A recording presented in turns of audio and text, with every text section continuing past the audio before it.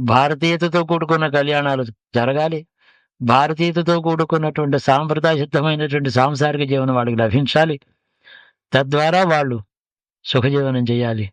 కాబట్టి ఏదో చాలా మంచి సంబంధం చూసి, జాతకాలు, ముహూర్తాలు చూసి పెళ్లి చేసుకోవడం సరిపోదు. అది మనకు నిష్ఫలమని తెలుస్తోంది చాలా చోట్ల. వివేకానికి శాంతి లేదు. వివేకం ఉన్నవాడి యొక్క జాతకంలో దుష్టగ్రహం వస్తే దానికి శాంతి ఉంటుంది. వివేకం లేని వాడికి శాంతి ఏమి ఉండదు. తనలోనే ఉంది రోగం. బయట నుంచి రావటం లేదు. ఈ విధంగా మనం బాగా గుర్తుపెట్టుకుంటూ ఎందుకు మన సాంప్రదాయములు ఇలాగా నశిస్తున్నాయో గుర్తుపెట్టుకుని, ఓహో! యుగంలో విషపూరితమైన వాతావరణం ఉంది.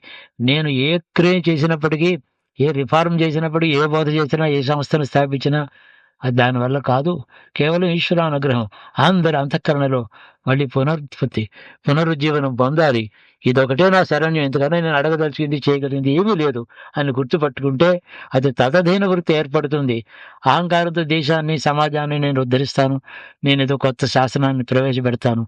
నా పార్టీ రాగానే అంతా ఫలానా వారి రాజ్యం స్వర్గసీమ అయిపోతుంది అని ఇట్లాంటి అహంకారపూరితమైన, అజ్ఞానభూయిష్టమైన మాటలను మర్చిపోయి తదధీన వృత్తి ధర్మరక్షణ కోసమని, జాతి రక్షణ కోసమని తదధీన వృత్తి అనే జ్ఞాపకం పెట్టుకుని ఈశ్వరుని ఆరాధన చేయడం మనకు ఉజ్వలమైన భవిష్యత్తునిస్తుంది.